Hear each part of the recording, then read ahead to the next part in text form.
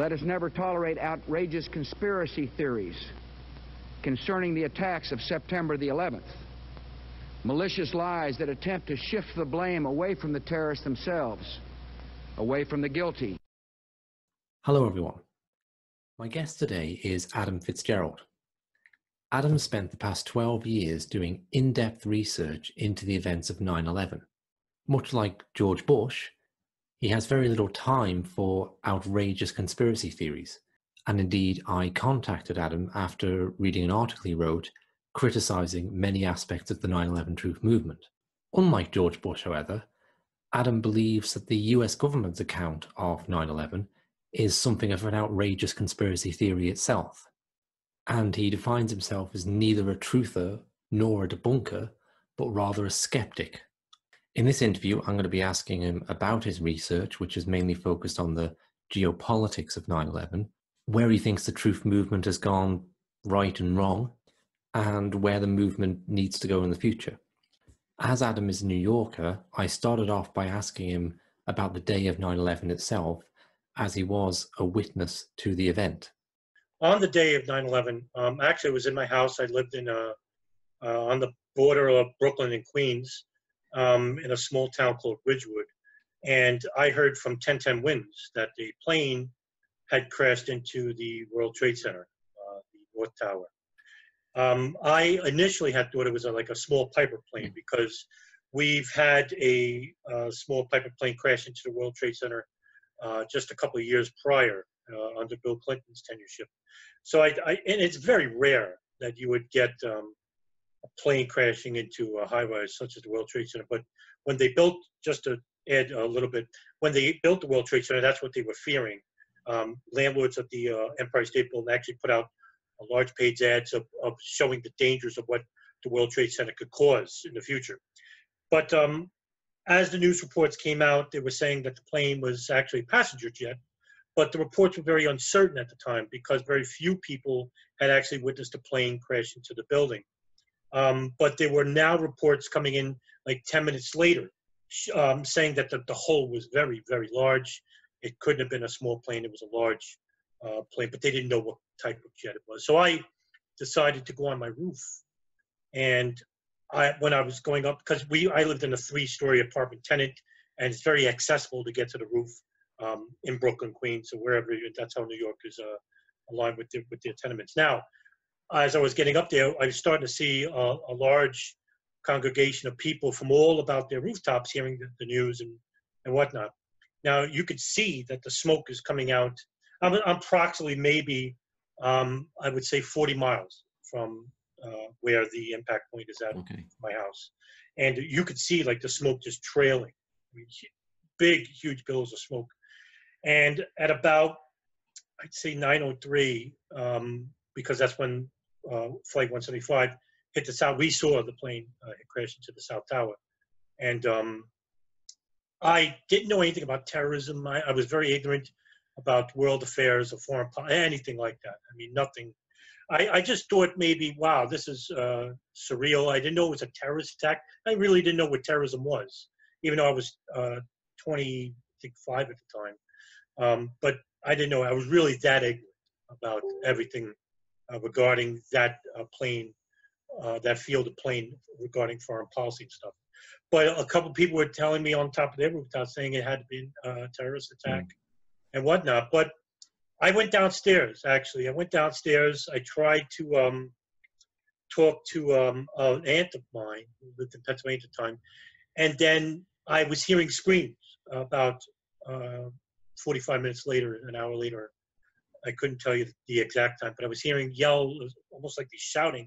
So I went back on the roof, and then other people were telling me that the South Tower had collapsed. And that to me was rather shocking. But the smoke was it was covering miles at this point. I mean, you could see it for probably 100 miles. It was that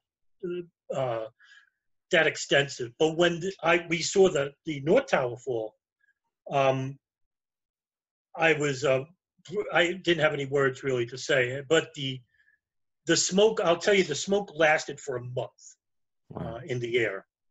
But it was devastating to see. But Even then, at that prior time, even in the years regarding after 9/11, I moved to Vegas in 2003. I decided to come back to New York in 2015. But I myself didn't invigorate myself with 9/11 until about 2006. Before that, I was truly interested in monotheism, the study of it.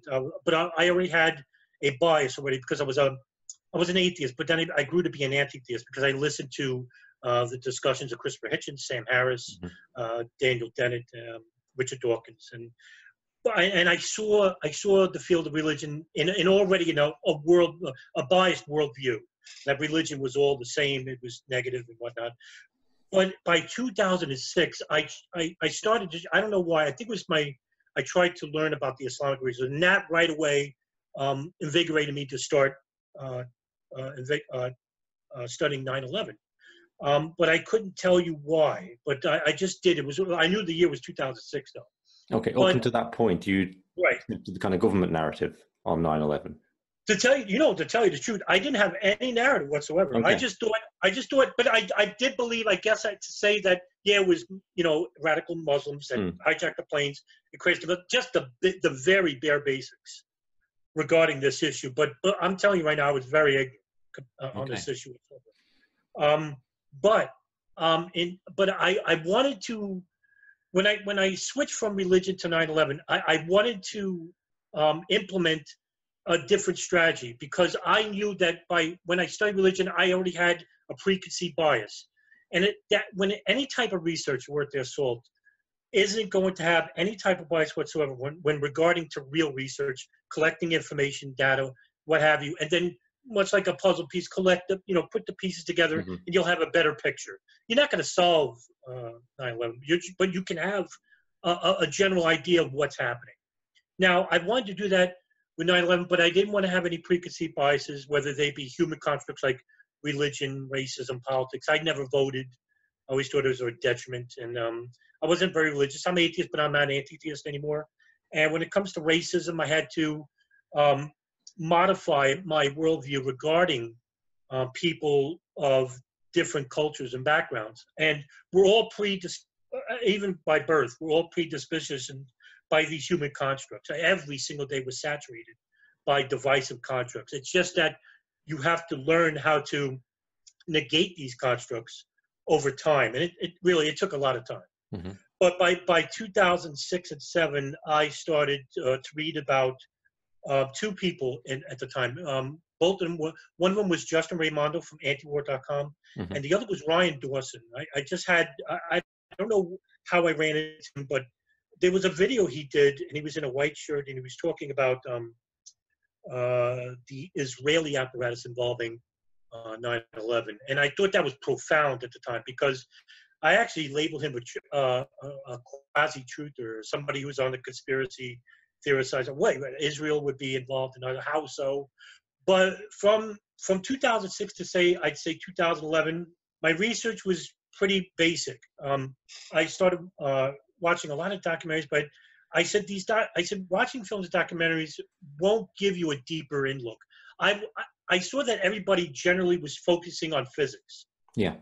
And I don't know nothing about physics anyway, but I said, why isn't anybody looking at almost like the geopolitical aspect? And I could tell you right now, it maybe a handful of people were doing that. One of them was, and the two of them were the people I ran across, Raimondo and Dawson. But Raimondo he didn't do much in the ways of videos and blogs or anything. He just had his antiwar.com site. But Dawson was the only one that I knew at that time that was really invigorating in the geopolitical. Because at that time, 2006, 2007, Loose Change started to come out. You had David Ray Griffin, Jim Fetzer, you had Alex Jones. Yeah. And I knew about Alex Jones and Fetzer from years prior, and I didn't like them. So. Okay, so just so everyone knows, these are kind of big conspiracy YouTubers, radio hosts who are very much focused on the conspiracy centered around the collapse of the Twin Towers and the buildings and the controlled demolition theories. And that's what came to dominate in the 9/11 truth movement. Yeah. And then you're going down the more geopolitical route. So. Yeah, only because nobody was talking about it. And I thought maybe that the answers would be there. Because I had already ascertained that even if people believe that explosives were in the World Trade Center, which I don't discount, for me, I don't care. It doesn't matter whether there was or there wasn't, because if you're claiming that there was, I believe that you still have to enter the geopolitical arena anyway, sure. because Sure. you have to. You're going to assert that yes, it was done either by foreign elements of either Israel or whatever, any foreign element with U.S. Complicity. You're still dealing with the geopolitics. So I said I'm going to delve into geopolitics, and that was about in the year 2009, 10. I really started invigorating, and it took me to the present day. And to tell you the truth, I had no idea it would, because it just branches out. And I had to study, with I'm talking about Middle East affairs, the U.S. Foreign Lobby Institutes of Saudi Arabia and Israel. Talk about religious fundamentalism, the U.S. Intelligence Agency, Foreign Intelligence Services. There's such an enormous amount of information reading to do, and reading of files and documents that are still locked away in the National Archives for the next 20 to 30 years. But it's just not for everybody, because people get dismayed. It's just an overwhelming amount of information, and I can understand that. I mean, I started reading about geopolitics probably not in the same level of depth as yourself, but about the same time. And I think the first year, I just remember feeling like at the end of it, I felt like I just floundered around, not knowing where to look, because it's just such an immensely complex web to step into. But sort of staying close to 9/11, what kind of facts? You've mentioned that you heard about an Israeli connection, and that grabbed your attention. But what kind of facts would come up that would make you think differently from the kind of standard narrative that are being presented? What kind of geopolitical issues drew well, yeah, sure. But I think at around 2012, I started hearing more about the intelligence field, the intelligence service, like the CIA, for example, at the Pakistan ISI, the General Intelligence Directorate of Saudi Arabia. These institutions have more of a direct impact than what I previously had known, because I had no idea.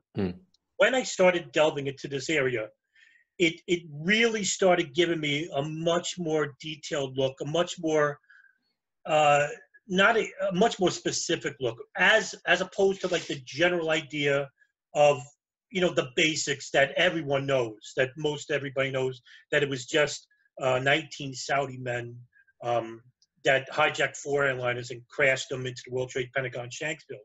That is just, when I talk about the basics, that's the basics.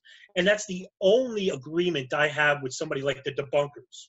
Right? Debunkers generally agree with that, but I'm not a debunker and I'm not a truther. I'm a skeptic. And when people say, well, what's the difference? There is a difference, because debunkers generally, and this is just coming from my view, you don't have to take it with a grain of salt. Debunkers generally believe that the official story narrative, they don't necessarily believe all of it, because I won't paint a general picture, but the majority of them, from my experience, believe the government narrative that it was just 19 men, that they were Islamic radicals, they hijacked the planes, they crashed them. Truthers is a little bit more complex, because as a movement, truther movement, they themselves within the movement have many competing ideologies within that camp. And they all contradict one another, or sometimes they'll work with one another. But because of this, there's no movement. And because there's so many competing ideologies, the real truthers, who I always claim that were the Jersey widows, who actually created the 9/11 Commission by forcing them to spend money and investigate the issue, which then saw the House Senate Select Committee joint. Just to be clear on that, there was initially either going to be no investigation, or the Bush administration was really dragging its heels on an investigation, and it was widows of the people who died in the towers who pushed for that and really got the investigations. That's correct, isn't it? Yeah, I want to make this quite clear, because I don't have like a bias toward a view with truthers, although I do hold them more culpable than debunkers. Debunkers, I generally, because they don't have like a big voice when it comes to 9/11. They don't do films, they don't do videos generally. If there's any, I like to see, because I'm a moderator in fair and civil debates with 9/11, and there's few debunkers I generally don't like, because they're very abrasive toward certain truthers and whatnot. But with truthers, the main, I'm not talking about maybe the listeners. I'm talking about the talking heads that hijack that movement. And I always said that they're not real truthers, that these people are profiteers off the events of 9/11. People like Christopher Bolin or Rebecca Roth, Loose Change, Citizens Investigation Team. These people created like a smokescreen for the real conspiracies that involve the finer details of geopolitics. These people don't delve into that. And they would rather much dismiss like the idea of planes, for example, that no planes crashed anywhere. I have them in two specific groups. There are full no planers who believe that no hijacked airlines crashed anywhere, and then you have half planers. Now, it's the term that I created, but you have people that I've witnessed that you have people that think that, yes, hijacked airlines crashed at World Trade Center, but not at Pentagon and Shanksville. I call them half planers. What they don't realize, and most of these people also believe that there was an Israeli apparatus that was involved in 9/11. What they don't do, from my experience, what they don't realize what they're doing by doing this is that they are eliminating one of the strongest links to the Israeli intelligence apparatus involving 9/11 by dismissing not the plane, but what's in the planes and what's not in the planes. And I can't tell you how many times I've told like numerous people, and I've talked to numerous truthers on numerous forums. I think I'm a member of 15 of them. Mm-hmm. But I even spoke to Christopher Bolin's wife. I spoke to James Perloff. I spoke to numerous people, not as many high level, but numerous people of the truth movement who pertain to this scenario. And I tell them, you just don't realize what you're doing. If you're going to eliminate planes and the hijackers, you're going to eliminate the strongest link for Saudi and Israeli involvement. And when I say this is because two of the pilots, now 3 of the 4 pilots were not Saudis. Hani Hanjour was a Saudi, but I don't think Hani Hanjour actually flew Flight 77. When it comes to Flight 93, I don't think Ziad Jarrah flew that plane. But I do believe that Mohammed Atta and Marwan al-Shahid flew Flight 11-175. If you want, I could dig a little bit deeper into that, or if I could do it right now, it's up to you.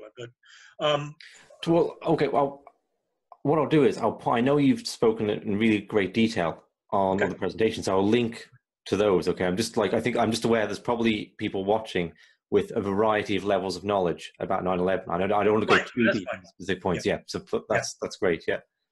Okay.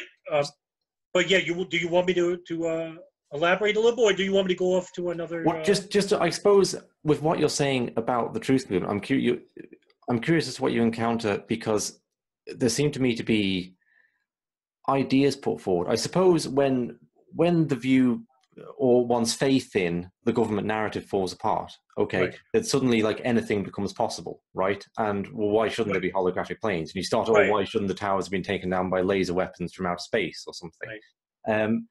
I'm interested in, because a lot of the more mainstream journalists have encountered the truth movement and seen it as a kind of cult, as a kind of people who are really locked in their own paradigm. And this is a way of like dismissing any criticism of the government report of 9/11 in a sense. Right. But I am interested, because I'm interested in cults, right? And I think that any ideology can form a cultish edge to it. It's irrespective of what it is. So what's your encounter been in that sense of the truth movement? Do you, I'm not in any way trying to disparage the whole thing, but do you find any sort of cultish element in it which stick hardcore to kind of extreme and hard to substantiate claims? Yes, in fact, yeah, but I think you bring up a great point. This is not to disparage the whole movement in general, and I think that's important, because when it comes to the media narrative of claiming the truth movement as some kook or just some crazy conspiracy cult, what you just said before is true. We now disparage questioning the government narrative of 9/11. The irony is that people within that movement have made cultish ideas. Now, like I said, there were certain groups within the movement itself. There's many groups within the movement, but some of these groups are cultish in that sense. And I can't specify enough. No planerism, this idea of no planes, has really taken off. And I just came out on Facebook. I wasn't a social media person. When I started becoming more open on social media, I can't tell you how shocked that I am that we have a lot of people that don't believe that planes crashed anywhere that day. It's almost, it's absurd to think that we have people like that. But when you have talking heads like, well, I blame Thierry Mason. Thierry Mason in 2002 wrote a book, Le Penkate. And he put forth the idea that because of the few pictures that existed of showing the damage of the Pentagon, including the picture of the C ring, where it shows like a small like hole that looked like a missile hit it. But that wasn't the entry point. That was the exit point, and that was the fuselage which crashed through. Now, he ran away with this idea because he put it in his book, and he says that nobody saw the plane. It was a missile by a cruise ship in the Atlantic. I didn't read the book. I'm just giving you a general idea of what he's saying from what I heard and online when I read.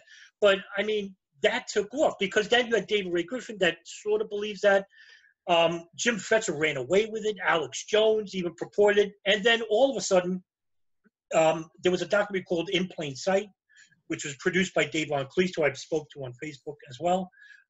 They were the first people to purport that in a documentary. Then Loose Change, I think, came out months later, and that documentary just exploded. I mean, millions of people watched it. And I've always said that that was the turning point for truthers, because it at that point, the truther movement still had a little bit of respectability with them. They really had reputable people trying to question the narrative, albeit they were mostly concentrated on the physics. But after Loose Change, it was like it took off into another, and then it branched out into like different competing ideologies, which is like this quasi thing. And then it becomes represented that way. So I heard the podcaster interviewer John Gold, who's, I think he might have coined the term the truth movement. I'm not sure, but I think he did that. And he had the fellow on who wrote the book. His name's just left my head, but he wrote the book Amongst the Truthers, okay, where he described the truth movement as a very cultish thing. But John Gold pointed out to him, okay, you mentioned the documentary Loose Change 16 times. You mentioned the documentary Press for Truth, which people would think was a much more erudite 9/11 documentary, 0 times. You mentioned Alex Jones 20 times, but you mentioned Peter Dale Scott 0 times, okay? In this contrast, how the more out there elements have then attracted media attention and come to be seen as what the movement is. Right. By the way, the person who wrote the book Among the Truths is Jonathan Kay. Yeah, thank you. I think he actually was in like a certain truther movement or something like that for a year, and he wrote the book or something like that. I didn't read the book. Yeah, I just saw it. Oh, okay. And I think he wrote an article in the New York Times in 2010, 11. I could be wrong about one of those years, but around that time he wrote a long page article in the New York Times. I think after Loose Change, when it branched out into all these competing ideologies, and it took off, these people like Rebecca Roth, Christopher Bolim, was James Perloff is another, I would say, citizens investigation team. They became more louder in their abrasiveness. They were more aggressive, and the media took notice quickly right away. And when they started writing books and they started doing documentaries and giving lectures, of course, now you have more people tuning in. And when I'm talking about more people, I'm talking about the fence sitters, not necessarily debunkers, truthers. I'm talking about fence sitters, people who may have like an inclination or curiosity about 9/11. And it's much like if you saturate the field with a bunch of nonsense and you pepper it with a little bit of like factual information, and a person like walks amongst us and he sees this, he's going to come across more disinformation than he is with actual information. And I think that's what's happening here. And I wouldn't claim these people are truthers by any means, because their worldview is hypocritical to the word truth itself. And with these ideas and general information that they purport, they do not go forward. They specifically will just stand like a standstill almost. They don't like this with this information, which should be a shocking revelation to the global world itself. This information is just generally in a stagnant state of mind, but they don't lose the people behind it. I mean, Bolin just wrote another book, and I heard it's #1 on Amazon. And Rebecca Roth, I think, wrote 3 books, and it did well. And these people, if they ever change their narrative, if they learn something, the real research, these aren't real research, by the way, but if they actually invigorated the true meaning of research and they altered the narrative of no plane, because Bolin doesn't believe, let's just say Flight 77, because he doesn't believe Flight 77. If he actually believes and tells people in a lecture in the future that Flight 77 crashed, he's going to lose half of his followers, because that's what he's worried about. And I think that's what they're worried. They're either worried about profit, popularity. Go, for example, I'm not going to go forward and say that these are government shills. I have no proof of that. I just think these people are more worried about profits and popularity. So let's move then from problems in the truth movement to, if you were to picture me as someone who's heard a bit about 9/11, I don't know too much, but I've got a few bullet points of things that I think don't make sense about the day. And I was to come to you and say, Adam, what about these? As the things that really should give reason for people to look again and consider cover-up or conspiracy, okay? So on my list, I think the first thing, I choose it as first because I hear a lot of people talk about this as the thing that made them think, oh, there's something up here, was the idea that there was foreknowledge, okay? The Bush knew and Bush lied about knowing, and we can demonstrate that. And there's the memo of the August 6th memo is kind of a famous example, but I think there's lots of examples going back maybe to the mid-90s of foreknowledge of the attacks of Muslim hijackers of planes, potentially flying them into buildings.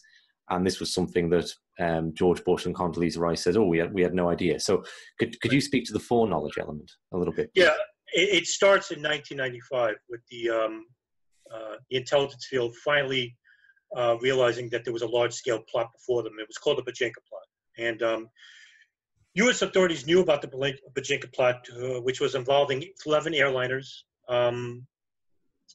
which were going to take off from Asia, different points of Asia, flying over the Pacific into the United States. And the operation was that Ramzi Youssef, who was involved in the 1993 World Trade Center bomb, was going to implement 11 timing bombs, like Casio watch, underneath the seats where the fuselage and the gas, right? So he was going to have them all simultaneously blow up within 2 to 3 minutes of each time, and have them all blow up over the Pacific.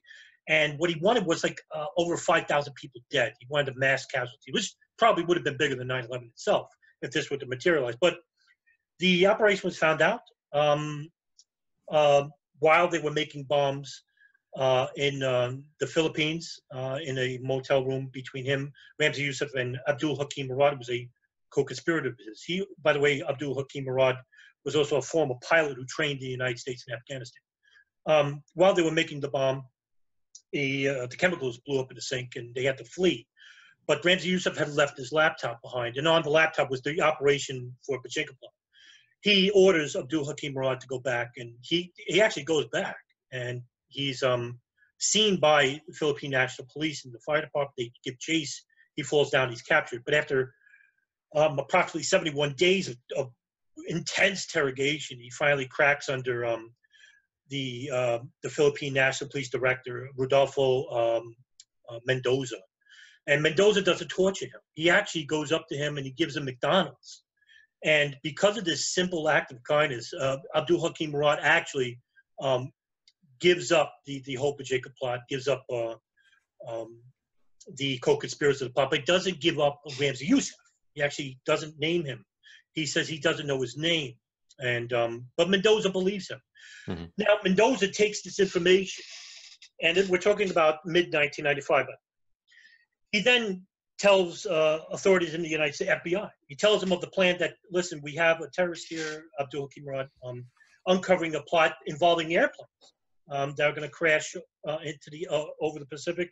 But they knew then, I'm talking about 1995, because you bring up a point that Condoleezza Rice and the Laden Commission said they had no idea planes, but I'm just giving you, I'm going to give you more examples. I would say that probably by 1996 and 1997 and 1998, those 3 years, key years, the CIA and the FBI was getting incremental information overseas, by the way, regarding the Bin Laden issue station, which was built in 1996, which was involving the CIA, the Defense Intelligence Agency, the FBI. Any information regarding abroad was coming home, and the CIA and the FBI wouldn't share this information, but they were getting information that involving that Al-Qaeda and different terrorist organizations abroad were planning to use planes as weapons at this time. Now, what I'm trying to do here is I'm trying to give you a picture, a slow-moving picture that the intelligence agency knew. Now, if you're going to say that the State Department didn't know, that means they didn't know what the information was coming from the CIA and the FBI. And we're talking about 6 years prior to the event. So, yeah, when it comes to foreknowledge, yes, they knew that planes were going to be used as weapons as far back as 1995. And the State Department well, I think Condoleezza Rice perjured herself, for sure. But she wasn't alone. During the Joint House inquiry, Colonel McKinney, Greg McKinney, actually, I think perjured himself as well. He's the Major General of NORAD, and he states that we had no idea that planes would be used, and almost in the same sentence as Condoleezza Rice. But it's like they knew. These intelligence share the information with the Pentagon, with the State Department. It's almost like they're, even though they're different agencies, they share the information coming out.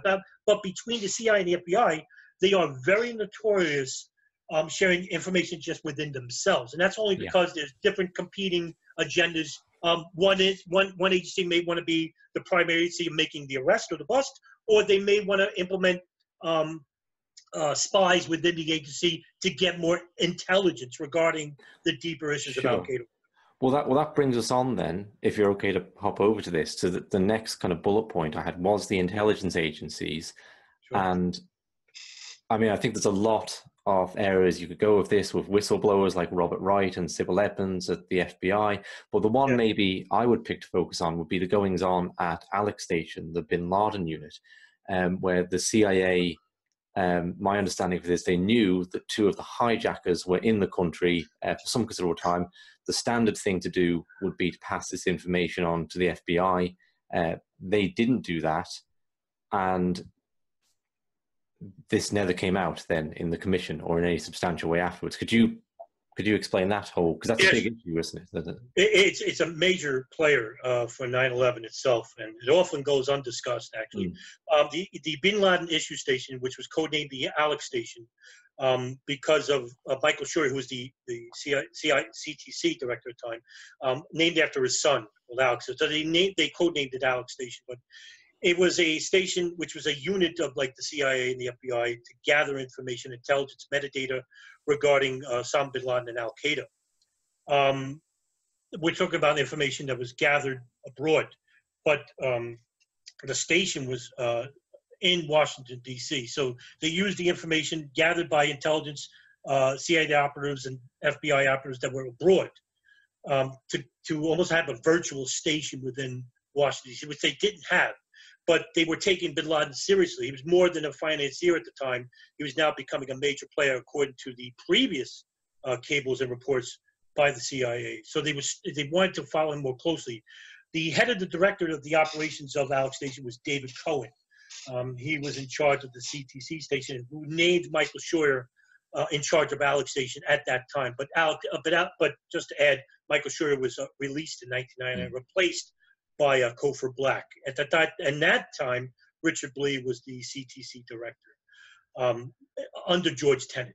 He was implemented by George Tenet at the time. Now, this information regarding bin Laden and other other extremist groups, there was 3, but they found 2. Now, the information that was collected was gathered by Lieutenant Colonel Anthony Schaefer. He was one of the units involved in Alex Station, and he gathered enough information on 2 terrorist organizations that were operating externally and internally. And 2 of them were the Brooklyn cell, which was the cell operated by the blind Sheikh Omar Abdel Rahman, who was responsible for the 1993 World Trade Center bombing, and the Hamburg cell, which was just operating in 1998, 1999 under Mohammed Atta. Now, according to Colonel Anthony Schaefer, later, many years later, he states that he collected 2 terabytes of information. He created a large chart that had linkage between bin Laden, Ayman al-Zawahiri, and the Al-Qaeda, Abu Sayyaf, and the Brooklyn cell. And it was a huge chart. It was destroyed. It was ordered destroyed by the Pentagon. And actually, Schaefer states in an interview with, I think, Fox at the time, he states that he was forced to destroy all the data that he collected. And because he tried showing this to an unnamed senator, I don't know if his name ever came out, but he tried to show it, and the senator actually said, "Don't show me this information. I'm not allowed to know." The Pentagon then revoked Anthony Schaefer's security clearance and absconded him from not testifying in the 2006 House Select Committee, which was run by All Inspector. And that committee was actually forced on by Republican Kurt Weldon of Pennsylvania. He took up the issue of the Anthony Schaefer incident because Schaefer wanted to come out and wanted to testify and share the information with the public. But he was basically he was forced not to say anything. He was held in suspension so he wouldn't have benefits like health benefits for his children. So they didn't fire him and they didn't imprison him. So they just suspended him for years. So he was like in a state of like this oblivion that he couldn't speak on the issue. Now, what could be the reason for that? Plausible reasons. Right. I hate to use speculation because I'm not in speculation. Yeah, I'm not asking you to speculate on a reason, but just on the broad scope. Okay, if like right, but I would say this much. I think that they had invested interest, especially with two individuals, Khalid Amador and Nawaf al-Hamzi, and it was known that they were inside the United States, but they were following them way before that. It's come out that they were following them since the Kuala Lumpur Al-Qaeda meeting in Malaysia in 1999, and then they entered the United States in 2000. The meeting took place on January 5th, 2000, but they were following them in 1999. And according to William Binney, who is a former crypto linguist at the NSA, he states that the NSA actually had metadata, email, phone calls, regarding most of the players that were involved in 9/11. Not all, but most of them. And he says that this information was collected as far back as 1998, but that the NSA never read the data because they didn't have the manpower, if you want to believe that. That's what he states. But I think that the reason why was because that if the FBI actually knew that Khalid Amador and Nawaf al-Hamzi were inside the United States as early as 2000, that they would have arrested them because they were involved in the USS Cole bombing, the Yemeni Cole bombing in 1999. But I'm sorry, in 2000. I mean, in 1999. But they were involved in the embassy bombing in 1998. So they would have had to put them on a watch list or revoke because they applied for visas and they got in anyway. And the irony of it is that Khalid Amador later on in 2001, it's late, it was 2001 in June, he goes to Yemen, back to his parents' house. And at this point, it's well known throughout the CIA, there was, I think, approximately 50 agents within the CIA knew that he was inside the United States at this point. And that's a lot. That's a lot of people. Yeah. He's not even on a watch list. And this was brought up in the Joint House Inquiry by Carl Levin. He actually is interviewing these two unnamed agents, one each from the FBI. He actually states that how is it possible that Khalid Amador and Nawaf al-Hamzi, who were involved in both the USS Cole bombing and the 1998 embassy bombings in Tanzania and Kenya, how are they not even just on the watch list? No, never mind that they were on a wanted list, but not even on a watch list. And that could lead to conspiracy itself, like, oh, they were either the CIA involved. No, I just think that certain elements within the CIA wanted to gather more information about them to the point where it obstructed the FBI from doing just right, which they would have arrested them. But then again, at the same time, Khalid Amador and Nawaf al-Hamzi in January 2001 were living with an FBI informant. His name was Abdussatter Sheikh, but it didn't come out 2 years later. But Abdussatter Sheikh actually never relayed the information to the FBI. that he was living with Khalid Amador and Nawaf al-Hamsi until many, many years later. So then that tells you either he, I don't know what the reason was for him not informing the FBI. Maybe he didn't think they were up to no good, because he states that while living with them, they didn't tell him of the plans, of course. But it's too much coincidences that show that the intelligence apparatus involving Israeli or the U.S. were too closely involved with certain Sure. 9/11. And there was a Saudi connection, right? A connection to Saudi intelligence. That's right. Because I don't want to interrupt, but Khalid Amador and Nawaf al-Hamsi were met by two Saudi nationals as soon as they were inside the United States, and two of them were Omar al-Bayoumi, who was a delegate within the Saudi kingdom, and Omar Basnan, who's a little bit more of a radical. He actually used to brag that he met bin Laden, that he espoused his Wahhabist doctrine views, that he hated the West. But these people had direct links within the hierarchy of the kingdom themselves. I mean, Omar Bayoum's wife was getting funding from Haifa bin Faisal, who's the wife of the U.S. ambassador to Saudi Arabia, Bandar bin Sultan, who was nicknamed Bandar Bush by George Bush himself.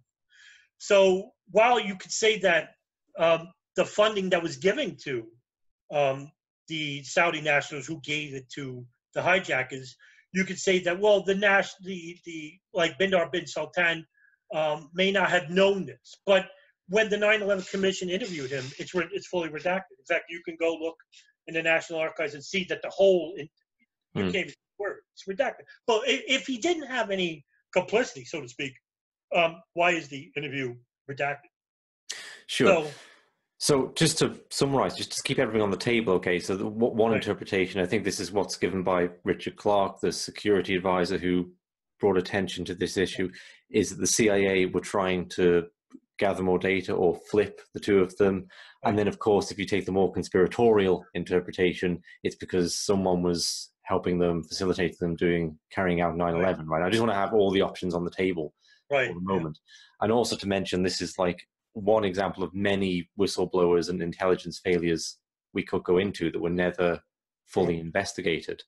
I'm happy if you want to say anything more on the whole intelligence thing, but I'd like to move on to NORAD on the day. It's another major element and bullet point I would have on the list of things that people bring up. For two levels again, either there was a cover-up that was never investigated because of NORAD giving contradictory accounts of their actions on the day, or this issue of the war games that were going on. I know of like several live flying exercises that I think everyone is very surprised when they hear that were going on 9/11 to do with hijacking. And there's something just like very surprising. I know that time to time there are hijacking exercises, so it's not like this was the only time it ever happened in history, but it strikes people often as the most amazing coincidence that there were hijacking exercises going on at the time the actual hijackings took place.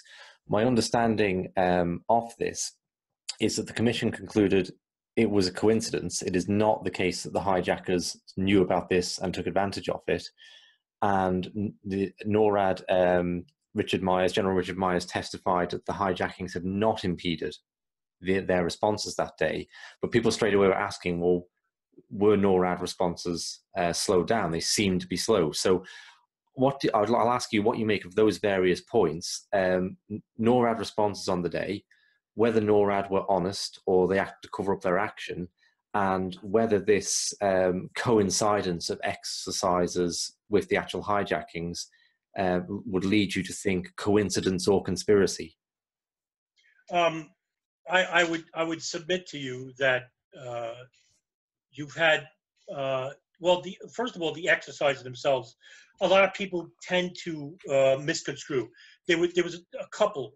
You actually had Vigilant Guardian, which was a State Department exercise involving Russian military bombing American cities. Mm-hmm. You had Vigilant Guardian, which was a NORAD exercise involving, I think it was another Russian exercise. I can't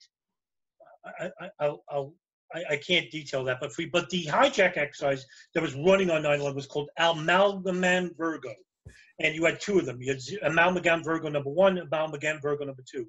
The Amalgam Virgo number 2 was a hijacking exercise involving planes being hijacked by radical Islamists, and this was an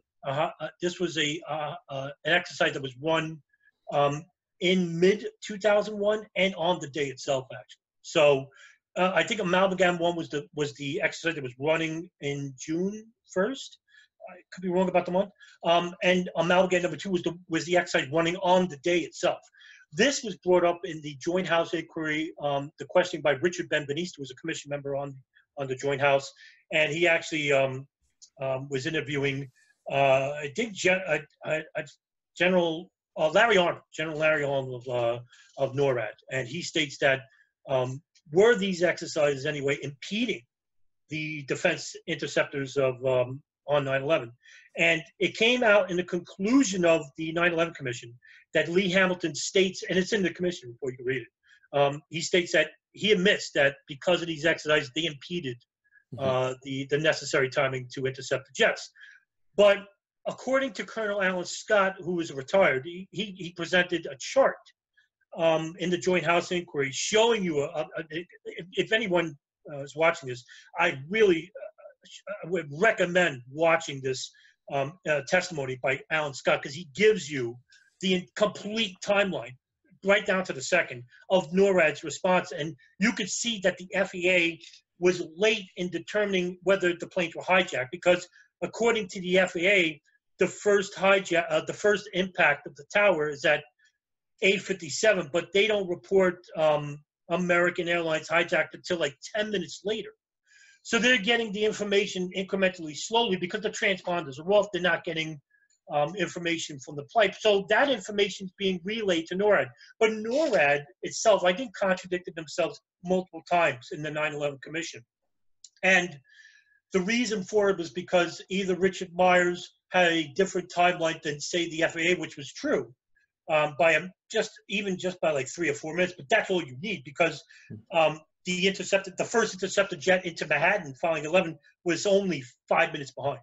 But I mean, that's a long. Now you may think that that's not enough. I mean, but that's a very short time. But that's an eternity, according to NORAD. That's an eternity, because these planes could go exceeding like 600 miles an hour, and they're coming from Otis Air Force, ain't very far at all. But because the exercises were being run, and they were just up in the Northeast, so you had a lot of planes that were away from the points of impact in Washington, D.C. and in New York. And by the time Otis responds to American Airlines at 8:46, the impact was, it was just too late. And by the time, they didn't even know that Flight 77 was hijacked until after it impacted the Pentagon. But I mean, I think what you said before about Richard Myers was right. I think there was a little bit of fudging going on there. Now, that too also leads to people believing there's a conspiracy. Either they were allowing the attacks to happen, which I could make a good case for, but I think also because I'm a let it happen type of person instead of making it happen, like creating it. Okay. I would probably, because I don't have like direct evidence showing you that, saying, hey, NORAD's saying that they're allowing this to happen. You're not going to get that, right? Yeah. I could probably make a really good argument that certain elements within the State Department, especially the State Department, not so much the Pentagon, I think the State Department allowed this to happen. And because what came after 9/11, I think is abundantly worse than what happened on 9/11 itself. But that's a different story. I mean, I could get into that in another podcast if you want. But sure. But yeah, but with NORAD, I think you're right. I mean, there was a bit fudging going on there between Richard Myers, Larry Arnold, and General McEllery in the Joint House inquiry. But just to, I want to make this clear. I don't think the Pentagon made this happen, but I think that certain elements allowed it to happen. Okay, that's an interesting distinction. I might come back to that. I think I've got one more bullet point, maybe one and a half more bullet points, and then I'll come back to that. So we've touched upon this already, but the role of foreign intelligence agencies, okay, and I'm thinking now what I know about this, okay, is particularly funding of Mohammed Atta was attributed to the ISI, the Pakistani intelligence agencies, a transfer of $100,000 to him. That I think the head of Pakistani intelligence was in the United States on the day of 9/11, and then he left again. And there's all this connection between the ISI and the Taliban, but Pakistan remained a firm ally, okay, in a way that if the same connections had been present with Iraq, say, it would have been a very different story. So that the US government was fishing for any connection it could find with Iraq, but ignoring connections to Pakistan. We've already touched on Saudi Arabia, and then the other country that springs into mind is Israel and the spy networks they were operating in the United States. There's this sort of strange story of the 5 dancing Israelis got a lot of media attention, but that is beneath that. There's a perhaps more interesting story of Israeli spy networks.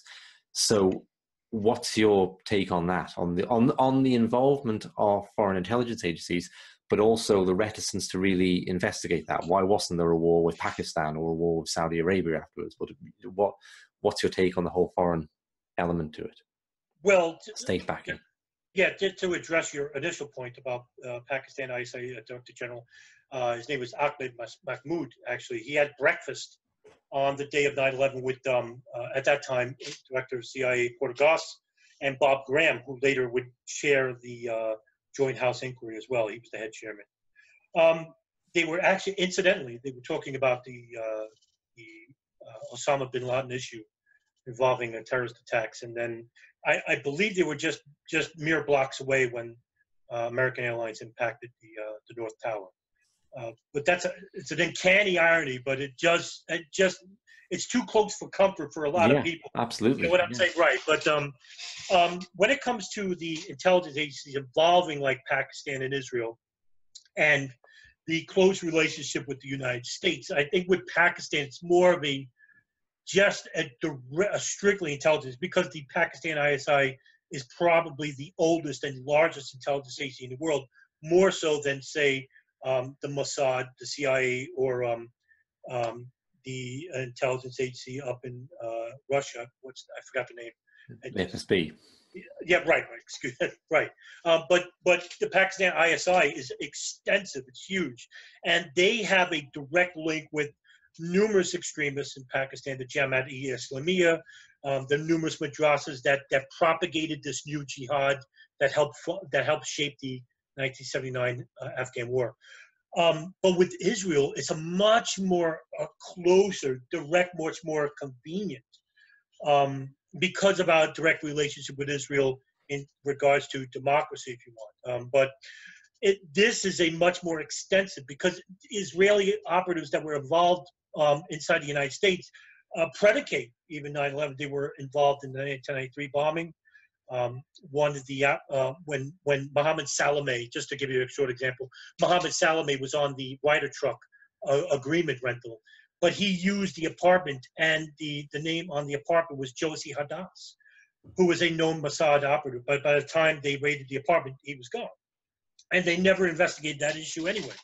In regards to 9/11, there was 3 operations going on involving the Israeli intelligence agency, and that was the drug ring that was involved in selling ecstasy that was busted by the FBI and Joint Terrorist Task Force in New York. It was a large-scale ecstasy ring, and this is, by the way, the drug funding that comes from intelligence agencies like the CIA with the opium products in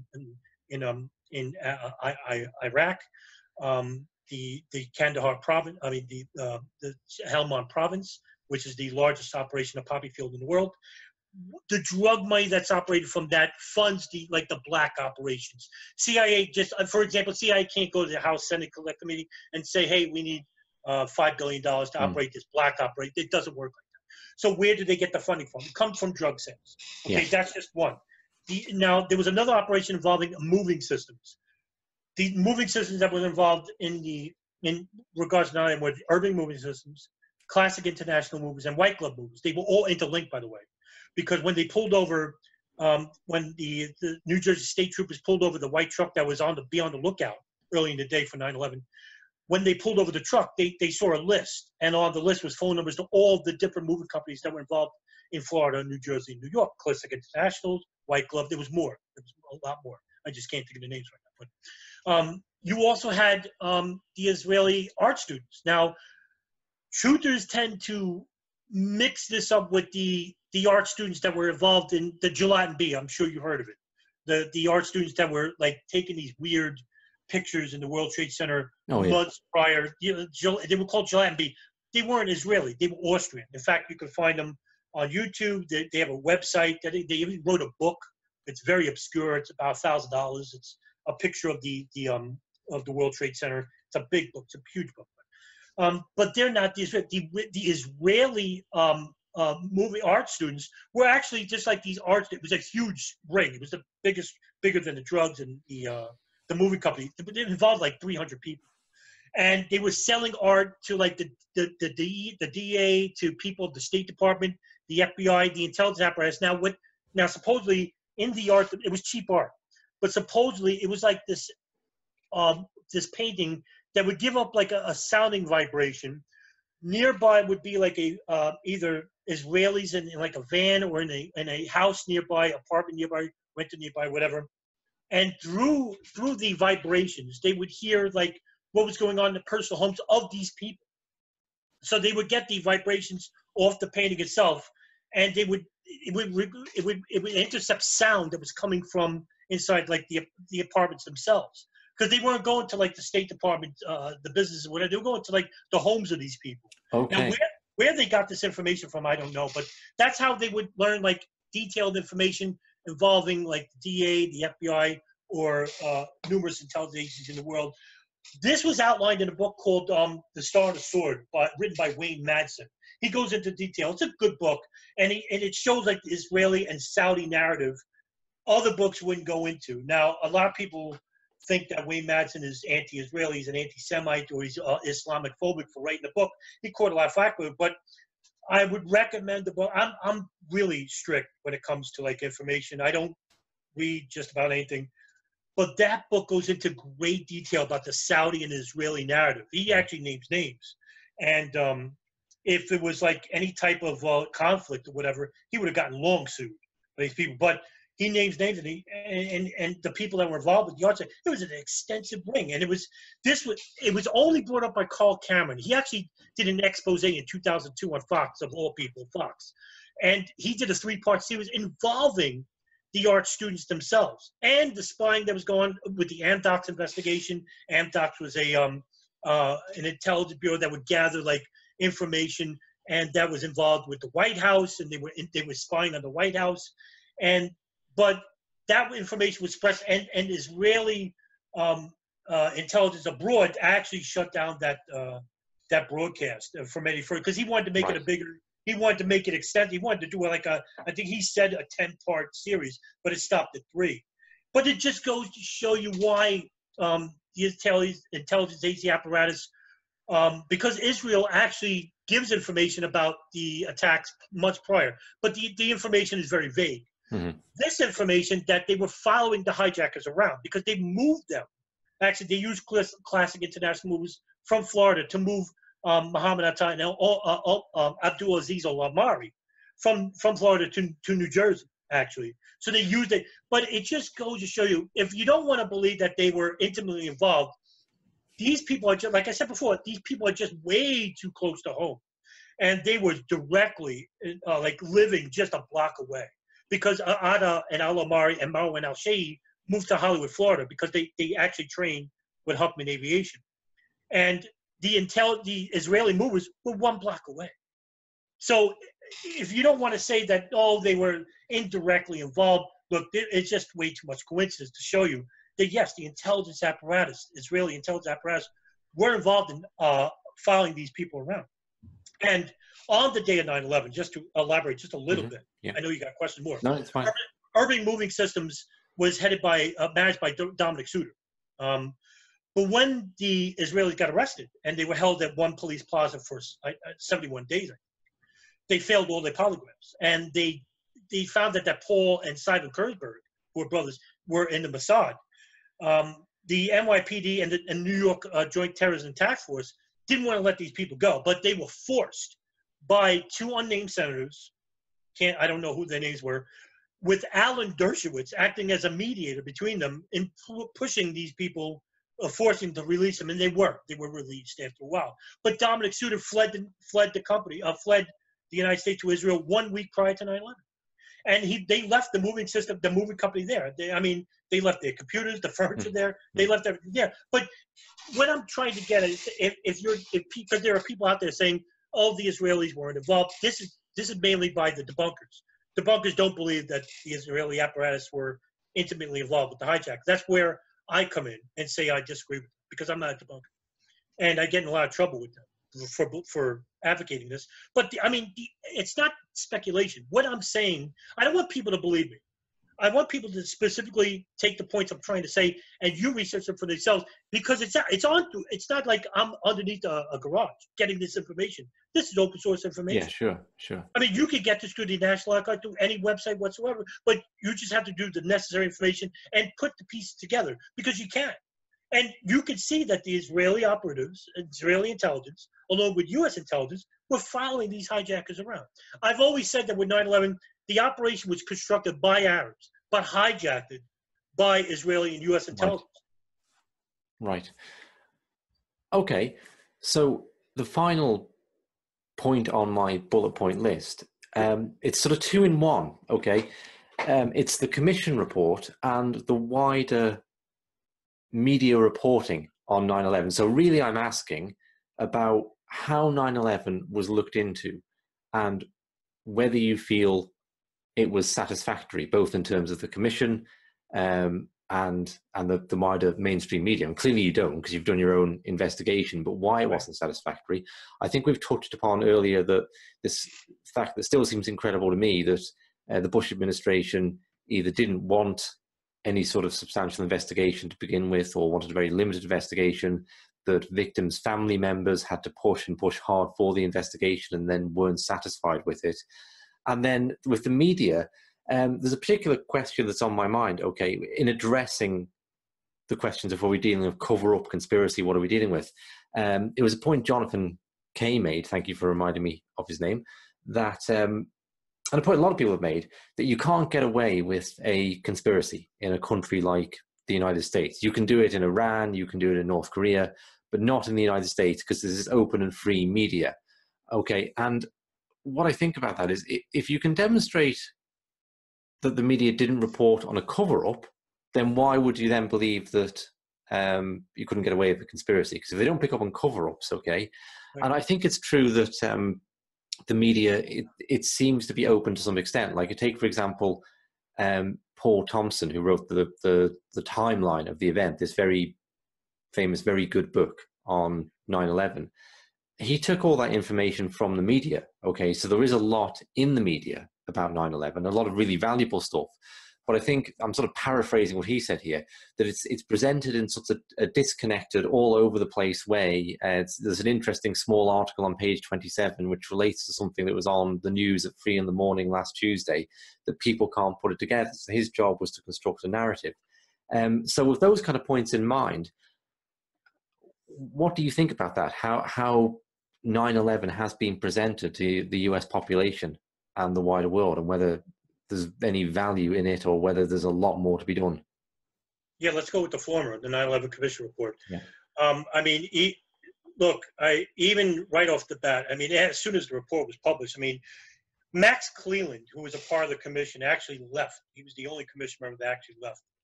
And he states later on in numerous news interviews, he states that there was a cover-up right away. He says that the State Department wasn't very forthcoming with information at all. After the report was released, through other media narratives, I mean, after the report was released, Kane and Hamilton had to make this presentation that it was a large-scale investigation, and there was millions of files that was released, and they had tens of thousands of views. That much is true. But later on, Lee Hamilton states that that it's incomplete, that their hands were tied also by the State Department. Now, what people don't realize is that the commission was also administrated by a blowhorn of the State Department, Philip Zelikow, who had a direct, close relationship with Condoleezza Rice. So because you have this like this all-seeing eye above this commission, who is supposed to be the investigative, the official narrative of 9/11, but they really aren't. It's Philip Zelikow. Philip Zelikow controls the information. He controls what's to be released, what's to be investigated. And there are certain instances. I think Roger Day, who was a commission member, I can't remember off the bat. There was another one who complained that they were being like, there was a watchful eye over their shoulder about what was to be investigated, what was not. I mean, you could look at the memorandum for the records. I mean, there's number of interviews that were fully redacted, not even redacted. And one of them is Thomas Drake of the NSA, who had to hold his interview behind closed doors. It wasn't even public. It's still not public to this day. But he comes out later. He states that he also was interviewed by the Joint Housing Commission. That public testimony is never implied. Anthony Schaefer actually states that he had a behind-the-doors meeting with Lee Hamilton and Thomas Keane. They took his information, but they didn't publish it in 9/11. I mean, I could go on and on with high-level officials within the U.S. government that their information is not public. I mean, a lot of people know that George Bush and Cheney, they had their interviews, and there was no stenographer there. They had to write down on paper. That paper was absconded by the Secret Service. So who knows what was being said behind closed doors? Why did they say it? We don't know. But Bush actually addresses this in a White House media interview, and some reporter actually had the guts to actually state that, why did you have the meeting behind closed doors? And he says, I spoke to you off camera, you know why, and he dismisses him. But it's never reported by the media. Now, of course, regarding the media, you are not going to have CNN or Fox or MSNBC or major, the major conglomerate organizations regarding the finer details of 9/11. It's absurd. I mean, as early as 2002, 2003, you had Bill O'Reilly, you had Shane Matthews, you had all these people, all these talking heads regurgitating the State Department narrative. 19 hijackers hijacking 4 planes and crashing them. We had to blame Osama bin Laden, which was absurd because Osama bin Laden, there's an FBI. Of course, you're familiar that the FBI couldn't implicate him with the and of course, he didn't operate 9/11 to orchestrate. It was Khalid Sheikh Mohammed. And at that time, nobody really knew who he was until it was too late.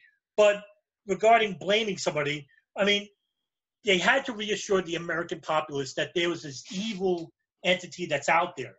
And almost like a will-o'-the-wisp kind of character, that this nameless, this faceless thing that's always out there, he's a threat. And we always have to keep him alive, and he's always out there, he's a threat, and we have to go on the offense. Not the defense, but the offense. We have to go get him. And right away, we went to the war with Afghanistan, we went to the war with Iraq. But any real research worth the start, we should have went right after Saudi Arabia. We should have went right into Pakistan. We should have went right to the United Arab Emirates, because these are where the countries are, where the operatives live, where the orchestrated planning, where the funding directly came from. And, but with the media, you're not going to get honest answers. I mean, at this point, the only good thing I like about Trump, and I'm not a Republican or Democrat, but the good thing about Trump was, he's the only president to say, hey, the media's fake. So, yeah. But but I don't like Trump. I think he's a blowhard, but that's an embarrassment all to itself. I have to almost like apologize to people abroad and say, hey, I'm sorry that this is going on. But on a much more serious note, the State Department in a way controls the narratives with the media itself. They don't own the media, but there's 6 like major corporations that have like direct links even with the Pentagon. But their funding comes from the State Department and these major corporations. That's why we need a more independent media. We have certain, but they're not. When it comes to the general public of the United States, they beholden to the media. It's unfortunate, but that's why I'm an independent. I don't vote. I'm very nonpartisan when it comes to just politics in general. I don't believe that there's a Democrat, Republican. Most people adhere to these properties. And I think this divisive mentality is what's helping them not fully investigate like an event like 9/11 further. Because 9/11 I wish I could tell you, and I wish I could tell anybody, I can explain 9/11 in 5 to 10 minutes. I can't. And that because I would be shortchanging you. And I don't want to give you the narrative of of the debunker side or the State Department side. There's much more involved. And that's what I think that's the problem regarding the commission report, that they're unfinished, that a lot of people couldn't report fully in general because the information they were getting was either incomplete or what they were going to do, investigate, they weren't allowed. And with the media, they're just going by what the State Department really tells. Okay, let me sort of move to the finish with a couple of more slightly philosophical questions, if I may. Yeah. What you sort of alluded to there of not being able to explain 9/11 in 10 minutes, okay? What I noticed is you're not claiming that you can explain 9/11 at all in totality, which I think is where a lot of the more conspiratorial literature on this lunges to, okay? And I think what we're seeing on 9/11 is an event that when you pull back the curtain, it's not explicable, okay? There's this simple narrative that is presented to us as the explanation, and that falls apart. And then people are left with this gaping hole in their worldview, and they're not in Kansas anymore, and they don't know where they are, right? Yeah. And there's all this stuff that floods in from conspiracies that have been going on since Babylon to conspiracies that arise in the 19th century around, the round circle groups, and people are looking at the Rockefeller foundations and the New World Order, and it plays right into all this stuff. So I want to ask, how have you coped with that challenge to your own, any pre-existing worldview you had, and how it shifted and where it's come to rest, and how you cope with that uncertainty, say, in maintaining that sense of uncertainty, or do you feel you've developed a wider picture of, okay, the world is working like this? What's that like for you? Wow, what a question. I'll tell you this much though. When I started really invigorating with 9/11, and I'd say from 2011 forward, I was generally, I'd say right on the border between pessimism and optimism.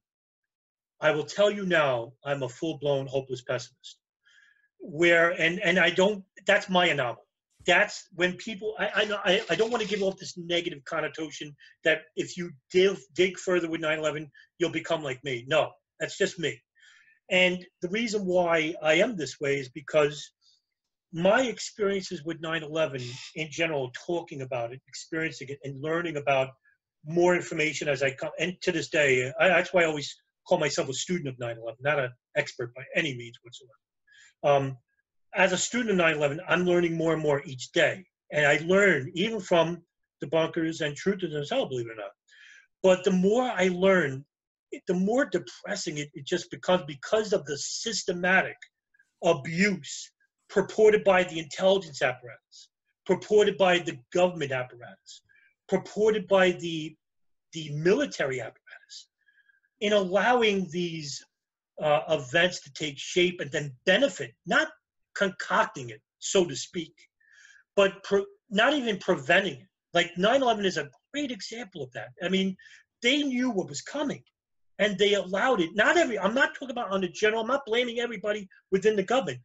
I'm talking about certain elements within the government, within the military, within the government especially, within the intelligence apparatus, allowed this to happen. I mean, it's not a conspiracy to believe that. On the flip side of that coin, my pessimism derives from the conspiratorialists that hijacked the truth movement, that have created the conspiracies, these fantastical scenarios that have blanketed the actual conspiracy. So what they've done is, and I've always said to people, you don't need to add any more conspiracy. You've got plenty. I mean, there's plenty, but you just have to understand that it's coming from a geopolitical level, not this fantastical scenario that they're creating. And that itself is also branching out to a conspiracy. Like, why are these people doing this? Maybe they're in on like this, maybe they're working for the government in order to blanket the government's conspiracy narrative that they're involved with 9/11. So in other words, they're creating this, but I can't prove that. So in other words, When you're left with more questions than answers, that's exactly where the major powers within the institution want. They don't want you to have answers. For me, this is regarding a direct quote by E. Martin Schott, who is a psychoanalyst based in Massachusetts. He's a JFK researcher. He penned a letter, and I think it's the best quote I ever heard in my life. And I'm not going to give you it's a long quote, actually. I'm just going to give you the short version. He says regarding the JFK assassination, he's writing to another researcher, by the way. He says regarding the assassination, he goes, the general public are at a disposition where they're allowed to believe anything, but to know nothing. Because when you can know something, you can act on it. And I implemented that quote to my life because I'd rather not deal with belief. Because you can believe whatever you want. You can speculate whatever you want. That's the problem with speculation. What do you know? Because what you can know, you can show. You can act on that knowledge. And for me as a researcher, that's so important because I don't have any preconceived biases. I told you I absconded them many years ago in order to give a real truthful outlook for 9/11. And I think if I had to give any advice to anybody on that fringe of fence sitting of 9/11, where they want to go, whatever, it doesn't have to pertain to 9/11 at all. With anything, you have just abscond. Just get rid of this want to believe that this bias notion involving the political, the racial, the religious aspects. Because if you're going into 9/11 already having this disposition toward Israel, so to speak, which certain quasi-truthers have, you're already going to blame Muslims in that direction. That's why, like with 9/11, I always said, with 9/11 debunkers, it's not Islamic enough. For truthers, it's not Jewish enough. And for a person like me, it involves both, a sprinkle of both. And there's a lot to go forward. But I think people generally want to have like a simpler explanation for 9/11. Almost like this campfire story of these children around this fire. And, you have this person telling you the story involving, the fantastical along with the realistic. And you're left like, oh, wow, really? But the horrifying reality involving 9/11 is that it's really close to home and it involves your country. And people tend to want to dismiss that. They don't want to admit that their own country's involved and say they perpetrated this grand attack and, they're perpetrating the wars overseas that we're seeing now to this day. And that's what the problem with 9/11 is, has this ripple effect that we're seeing that is becoming worse and worse and worse. I mean, to this day. So I think that's, with me, you don't have to be like me. You don't have to be this pessimist. I mean, that's just, like I said, it's my anomaly, but not have this preconceived bias notion heading into research, because once you have that, you're already at a loss. Okay, I'll ask as a final question then. Sure. Adam, given your pessimism, what's inspired you to put this quite immense amount of work in over the years? And what inspires you still? Because you speak with a lot of energy, okay, right. about something. So, and it doesn't sound totally like someone who's downbeat and pessimistic. So what's your drive? Where's that coming from? That's a great question, actually.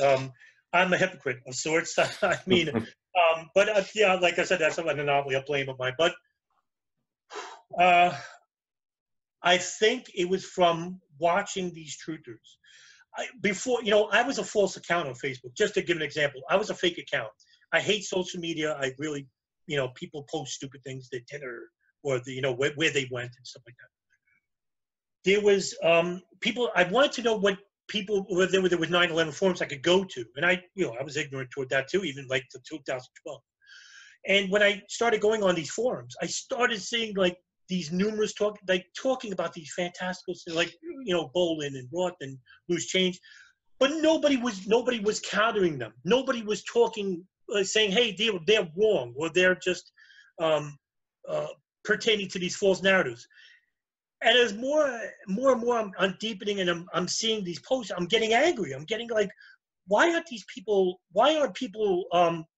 trying to refute them, or why aren't they trying to hold them accountable for the full? I mean, they're obvious falsehoods. I mean, you could dismiss them rather easily, hold them to debates. So I started getting into more and more personal on the viral media with Twitter and YouTube.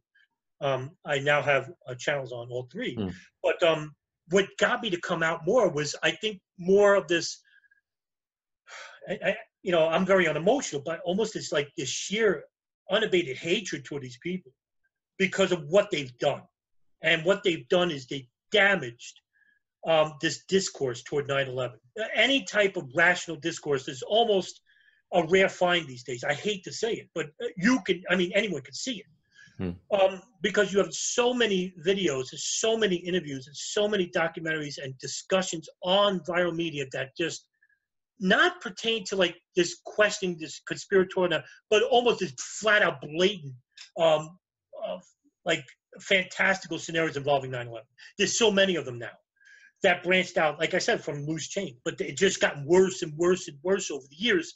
And these people get more famous. It's almost like they are like they're playing right into the government's hands.